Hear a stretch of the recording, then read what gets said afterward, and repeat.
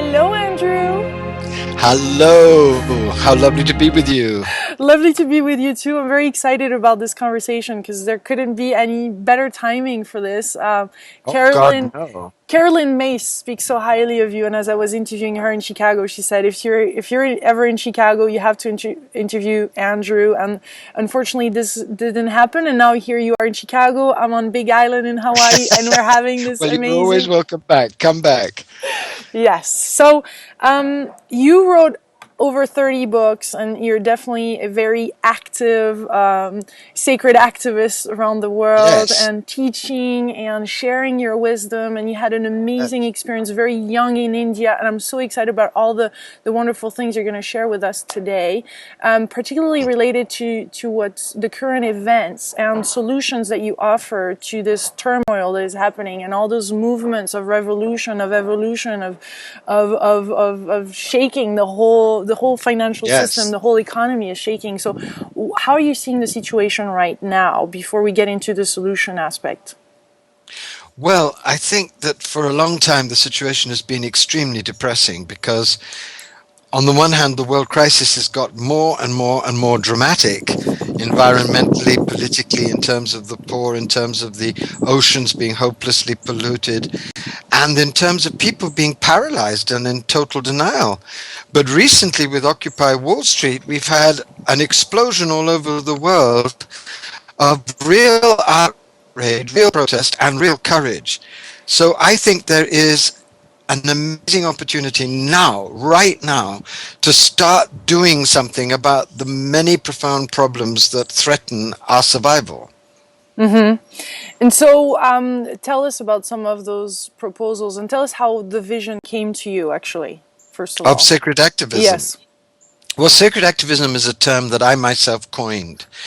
And what I understood and noticed was that the two most sensitive kinds of people in this world, the mystics and the activists, were both being very ineffectual in the vast world crisis that we're living through. The mystics were hung up on mystical experience and addicted to the light. The activists were hung up on doing, and addicted to it, and addicted to burnout and righteous indignation. So both sides had a kind of narcissism which prevented them being fully effective. What I came to understand was that if you fuse together the most holy passion of the mystic for God with the passion of the activist for justice, if you brought these two fires of the human heart together, then they would produce a third fire, which would be love and wisdom in action. And this third fire is talked about in Teilhard de Chardin's words when he said, "Someday, after we have mastered the tides and gravity, we shall harness the energies of love, and then for the second time in the history of the world, human beings will have discovered fire." Why the discovery of this fire is so important at this moment is that we are going through the biggest crisis of our entire history. A crisis which really does threaten the human race and a great deal of nature. It's a crisis on every level. It's environmental, it's political, it has to do with our spiritual life, it has to do with the media, it has to do with every aspect of our lives. And all these crises are interconnected because all of them spring from a deep spiritual malnutrition, a dissociation from the sacred, a dissociation from nature. What I've come to understand is that this crisis is an evolutionary crisis, that this death, if you like, that we are going through is the necessary crucible for a momentous birth, a birth of a wholly new kind of humanity, a divine humanity, which has the potential to emerge out of the extremity of what we're living. And the birthing force of this new humanity is what I call sacred activism, because only a force that powerful, that intense, that passionate, that concerned with the world, that embodying of us can actually create this new human being that is trying to be born through this massive, massive convulsion. So this is exciting. This is a very hopeful message. This is a very positive message that Oh, you very have. much, but it does mean that you have to face the crisis. I don't believe at all that you can overcome this crisis by pretending not to notice that it's there, because it is through facing the crisis, through reacting to the crisis, through going absolutely profoundly deep into yourself and choosing to do something, that you actually birth yourself with this new force. So it is a very hopeful message. That's why I called my book The Hope. But it's a message that is demanding and challenging, as this crisis is. We've got to get real, and we've got to get going. And we've got to get going not from hatred or rage or anger or indignation only, but from the deepest and most sacred part of ourselves, to be able to be fueled by divine intelligence and passion and peace and strength. There is a lot of, it seems, shadow work to do here. So Oh God, yes. how do we go about this? Well, shadow work is the key, because if you're not aware of the shadow of the mystic, you become addicted to transcendence. And if you're not aware of the shadow of the activist, you become addicted to indignation and self-righteous projection of your own unhealed self onto others. So what's absolutely essential is shadow work in all of its aspects. There are three main aspects that I see. First, the shadow of the whole crisis, which is an immense, dangerous, unprecedented shadow. And this shadow has five main categories. Disbelief that such a crisis could be happening. I think we all share that. Denial that it could be so overwhelming, and I think we all share that. Dread at the pain and anxiety and fear and horror and terror of what it's producing, and I think we all share that. Disillusion at humanity for having got us into such a dreadful state, and I think we all share that. And a kind of death wish, a death wish that I think threatens those who really turn up in a situation like this, and is something like, I don't want to be here as this horror explodes. I feel so terrible and I want to die. And a lot of activists and a lot of sacred activists have this death wish. So that's the first shadow that has to be faced, the unique shadow of this unique crisis. The second set of shadows that have to be faced are the shadows that inside us collude with these shadows, keep us paralyzed, keep us afraid, keep us underestimating our power, keep us projecting our unhealed self onto others, and keep us projecting our golden shadow onto experts and gurus. And there are many, many different kinds of shadows. Shadows of childhood trauma, shadows of deep fear of standing out, because if we stand out, we'll be singled out. Shadows of feeling isolated if we stand out. Shadows of terror at standing out, because we feel that if we stand out, we'll be killed or thrown out of our jobs. Shadows of deep feelings of insufficiency that come from childhood. You can imagine the depth of these shadows, and every sacred activist has to begin the serious work of unfolding them, and also the serious work of realizing how these shadows keep one paralyzed and help one collude with the shadows of the great crisis. The third shadow that has to be looked at is the shadow, as I've spoken of, the shadow of the mystic and the activist, because this is a very difficult shadow to see, because in so many ways enlightenment has been demonstrated as being an escape from the world, a soaring above the world. And I think that has to be totally redefined and has its own shadow. The patriarchal versions of enlightenment have the shadow of not taking the world seriously, of thinking of the world as an illusion and privileging escape rather than profound, passionate, compassionate involvement. And I think activism, as it's evolved, has a shadow, because activists can very easily get away with projecting their own unhealed collusion with this death machine, with this devastating crisis, onto CEOs, onto others, and can easily fall into the traps of savage indignation and anger at others, and a kind of addiction to martyrdom and burnout. So these shadows are very subtle and need to be faced if you're going to bring the best of the mystic and the best of the activist together.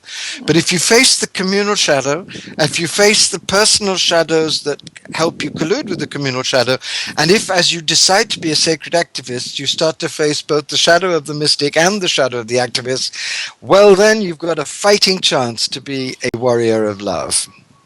Warrior of love. So do you think that the movement right now with Occupy Wall Street is a movement of love? I think it is the most significant movement for a very, very long time. And I think it is, my hat is off to the courage, the bravery, the passion, the splendid nonconformity of the people who have assembled there. That said, I think that the Occupy Wall Street has three main problems so far. First, it is so confused. Nobody really is able to make a set of clear statements about its mission, its vision, its demand. And that is very, very important in a world like ours, because we need a clear vision to come from this. Secondly, I think that the demands that have been made so far are all very intelligent, but they lack some that are extremely important. For example, if this movement gathers power, it should demand the complete restructuring of the corporations and the regulation of the corporations. Because if corporations worldwide are allowed to continue to act without any kind of legal interference, as they've been able to act for now almost 130 years, then the corporate strip mining of the world will continue. So the second objection is that the people there have to become very specific and very clear and very fierce and very sensible and very sane and very radical about their demands to be able to make any kind of effective dent in the structures of cold evil that are dominating our culture. The third concern that I have is that a lot of the protesters are saying no to many things, and I would agree with them that all the things they're saying no to are very, very dangerous and threaten our survival, but it's yet unclear what they're saying yes to. It's very important that a movement like this isn't just a movement of indignation and anger and feeling of deprivation, but is also a movement of profound vision for a new way of being and doing everything. But I'm cautiously hopeful. I'm cautiously hopeful that these three things will emerge as the movement emerges. They'll have to, otherwise this will just be a beautiful, sacred hippie fest with no real impact. And how about Am I making sense to you? Yes, this is powerful conversation, especially right now. And how can we apply this in our own life then? What is the process? What is that process of really, what can we do? Well, if people read my book, The Hope, it's a complete roadmap for the transformation of the planet through sacred activism. The only thing it doesn't have in it is the recipe for celery soup. Everything that I know is in that book. But what I say to people when they ask me that question is this. First of all, go inward and connect with your divine self through sacred practice. That is essential, because that will give you the strength to do the second step. The second step is to get up at 3 o'clock in the morning, one morning soon, pray to the divine self within you and outside you, and look calmly, clearly, fearlessly at the real world and ask yourself one question, and one question only. What of all the causes that break my heart in the world, which one breaks my heart the most? Ask yourself, what of all these causes that cause me pain is the one that really shatters my heart, that I can't bear? Because when you discover the cause that really shatters your heart, you discover in yourself a passion to do something about that cause and an endless supply of heartbroken, fiery energy to go on, going on, doing something about what you care so much about. When I asked myself that question, I discovered I feel very deeply about women's rights, about the environment, about gay rights, about a whole plethora of things which cause me pain. But what causes me most pain is the way in which we treat animals. Because when I read the paper and I come across articles about torturing animals, I can't bear to read them. I can read about the famine in Somalia, I can read about everything else, but when I get to reading about animals, something in me shuts down because I feel such pain and rage about it. Since I discovered that animals were my deepest heartbreak, I've become an advocate for animal rights. I've started to work with the White Lion Protection Trust to try and help protect the white lions and all related creatures in Africa. And I've never run out of energy. So that's the second thing that people really need to do, is to identify their most intense heartbreak. We are not being called to solve all the problems personally. We're being called and challenged to turn up with total dedication and offer our deep service to one problem that we really care about, because all of the problems are interlinked. And if everybody turns up in service to one problem that they care deeply about, then all of the problems will be being addressed by people in coherence. The third thing that you need to do, and this is what I've gone into in my book a lot, is to stop imagining that you can do this alone. You cannot do this alone. It is not meant to be done alone. The time for the lone wolf is over, as the Hopis say. We have to come together. And what I proposed in my book is a revolution of love in action through what I call networks of grace. Networks of grace. I had a vision when I was writing my book of how this organized revolution could take place through networks of grace, through establishing cells of between 6 to 15 people gathered around a heartbreak or a passion or a cause, meeting regularly to celebrate, to share their defeats and disappointments and victories, and to concentrate on doing something real in a local situation. I've gone into great detail about the creation of networks of grace in my book, but what I would like to say now is that I see networks of grace as like the imaginal cells that wake up inside the collapsed body of a caterpillar in a cocoon. When the caterpillar goes into a cocoon, it dissolves into grey gunge. Imaginal cells start to wake up in that grey gunge and feed from that grey gunge and start to constellate, and they create the body of the butterfly that is going to break out of the cocoon. So what I see is that as this chaos deepens, more and more networks of grace, of passionate, heartbroken, committed people working for their passion and heartbreak and cause in local situations together are going to come together as imaginal selves, interlinked by the internet, to create the body of the butterfly of a new divine humanity. So this is how I think it's going to work. Does that make any sense to you? Yes, and it is exciting, and I feel sometimes the challenge is to setting up structures that allows the flexibility and all of that to be coordinated, but not as it used to be, because those old structures are not working anymore. So what is your perception on that? So it's flexible structures that allow the divine, that allows the fully the juice and things to come in without being too rigid, but still enough so that things move forward and are coordinated. What's your vision on all this? Well, I think that the first thing that we need to understand is that the structures of the new world are going to be the result of a sacred marriage between the profound sacred masculine and the profound sacred feminine. The masculine brings order and clarity and, in certain situations, necessary authority. And the feminine brings flexibility, equality, extraordinary respect, and deep, deep shadow work. So when you have groups that are committed to flexibility, shadow work, respect, deep listening, but also aware of the need for hierarchy sometimes, for authority sometimes, for great clarity of messagings at all times, then you have the ideal combination, one that combines the great virtues of egalitarian creativity with the virtues of a necessary and carefully regulated hierarchy. So that's the fundamental theory. My networks of grace, I have suggested, have 4 things that they share in common.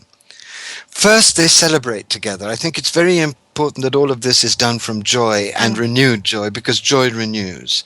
Secondly, everybody makes a commitment to a deep spiritual practice, because without constant purification, constant looking at your ego, constant commitment to serve the whole and not your own vision, we will all be sidetracked by our ego. So everybody who joins a network of grace makes that commitment. The third thing that is very important is to have individual and group shadow work, to work out ways in the group in which emerging complexities from individual shadows or from the shadows of power dynamics in the group can be dealt with immediately, tenderly, intelligently, humorously, and with grace. This is essential, otherwise everybody's unhealed stuff comes out and claims the whole damn thing. And I've worked out in great length in the curriculum that I'm about to publish how this could be done. The fourth thing is really to decide on what you want to do to make different people in the group accountable to what needs to be done and to really follow up on that so that everybody knows that when they commit, they're not just airy-fairily talking about doing something. Everybody in the group will hold them to their commitment as well as support them in it. When these four things are united, you have the possibility of a new kind of structure which combines the best of both aspects of the divine, both the feminine and the masculine aspect. Am I reaching you with this? Totally, totally, and I'm sure it's reaching all the thousands of people watching this. I'm really excited. The other thing, the other aspect too that I wanted to talk to you about is this. The passion that you were talking earlier, they can really Yes. ignite so much passion and impatience and wanting to do things and like this Yes. go-getting, but you're saying no, it's about letting things happen and they're all happening in due time. So Well, I think it's a marriage. It's a marriage between passion and patience. It's a marriage between peace and urgency. It's always a paradox when it is divine. So be a sacred activist, you want to be on the one hand very urgent and very passionate about what you are doing, but you also want to be so patient and so calm that you can do things in the right timing and with the right intention and in the right way so that they have maximum impact and they're also fed by the deepest divine source and blessing. This requires very, very great wisdom, and that is what the divine can help us with. is there another aspect that you'd like to share with us today that you think is important to bring inside this conversation? Well, I think the most important thing that I would like to say to people is that this is a time, above all, to stay deeply inspired, to inspire yourself by sacred music, by nature, by mystical poetry, by deep sacred practice, by doing your yoga with devotion, so that you can truly, truly concentrate your whole being in saying yes to the new world that's being born, and to be brave enough to step up to be a midwife of it. The real strength comes from the inside, and inspiring yourself to feed that inside as deeply and passionately and steadily as you can is the key to the success of this amazing movement that is now beginning. So it's really the heart, huh? We need to nourish the heart. We need to make sure we're in We need to nourish alignment. the heart, but we need to do, actually it goes beyond that. We need to elevate the mind with deep, deep mystical truth and thinking. We need to open the heart with mystical practice. We need to steady and nourish the body, because it's the whole being that will become the sacred activist, not just the mind and the heart. It's the whole being. And this is a very arduous process. This is a very intense transition. This is a very demanding birth. And the whole of us needs to be deeply, deeply nourished and sustained for us to be able to turn up with the kind of panache, passion, peace, wisdom, energy, truth that we must now turn up with to help the world birth the new world. Exciting. Tell us what is your perception on where India is at, since you have spent so much time in India. What do you think, how are they at compared to where we're at, and how is this going? I think India is in a very tragic state. I think India has bought the Kool-Aid of the West and is in danger of losing much of its great sacred tradition. When I was born in India and spent all my childhood there and have been back many, many times in the last 30 years, and I have seen a very painful and very profound self-betrayal in India. So you have this very acquisitive, consumerist, westernized middle class, and hundreds of millions, 400 million people living on less than $1 a day, while 100 million people buy an iPad a week. The inequalities are devastating. The potential rage and pain that is being caused by this explosive and totally unregulated growth are enormous, and I'm very deeply worried for India. And let's not forget that India and China with the States are now the three biggest polluters of the world. And isn't this tragic when you consider that the Indian mystical tradition has constantly stressed living in harmony with nature, living in balance with nature? But it seems that the Western drug of consumerism and greed is the most powerful thing in the world and has even threatened to overcome the great holy power of the Indian sacred tradition. And I'm devastated by this, and I pray to God that it will be able to survive and resurrect. Resurrect, yeah. But it can be coming from anywhere around the world and all of us at the same time, or you think there's some particular countries right now that are ready to pop and show a new example? Show the example Well, I and think pioneer all this? well, the Arab Spring was a tremendous example. The courage of the people in Egypt and in Tunisia, etc., that was extraordinary. I think that I have no idea where it's going to pop. I think everywhere the rage, the pain, the outrage, the despair, the paralysis are very, very intense. And I think that this popping that we see of the Occupy Wall Street movement all over the world is a sign that the world is at boiling point. And who knows where the bubbles will come up. I hope that they will come up in Europe, and I hope that they will come up in Africa, because I think Africa is in a terrible shape and needs the mobilization of millions to be able to address its problems. We're going to see it all. We're going to watch it. It's going to be extraordinary, and let's hope that we can all be part of it and all try and steer it to go deeper inward and more clearly and more radically outward. That would be the ideal combination. We can't have a repetition of the 60s when everybody gets stoned and dances and talks about love, love, love, and then becomes stockbrokers or arms dealers. We have to now have a really radical, revolutionary, all-transforming movement of love in action for the world to have a chance to survive. I'm sure you have a lot of conversation with Carolyn Mace about this, because she is she's saying for certain this is all the same than in the 60s. I don't think so. I think that the situation is slightly different. I think that it's much further along. We're in a much more devastating crisis than in the 60s. I think it's got aspects of the 60s, but I think already we've seen that, for example, the list of demands, the 16 demands that was in the declaration from Occupy Wall Street was very much more serious, although nowhere near as inclusive as it should be, than anything done in the 60s. These people are really aware that the structures of society are now lethal and murderous, and they're beginning to become aware that these structures will have to be radically changed. Love and singing and dancing and doing Buddhist meditation and smoking pot and embracing each other is not going to shift the structures of cold evil that are now in the process of destroying the planet. And I think everybody there knows this. What they might not yet know is what I'm hoping to be able to give to people in my book and in my work, which is a plan for the renovation of the planet based in a much deeper spiritual discipline and a much more focused, outward, demanding, radical, revolutionary, grassroots movement. Beautiful. Thank you. Thank you for all this juiciness. You're so juicy. Oh my goodness. I loved this conversation. I'm sure everybody watching loved it. And thank you for your work. With you. Thank you so much. And please read my book, The Hope, because it will give you real inspiration at this moment. That's why I wrote it. I wrote it for the moment when the world would start to pop.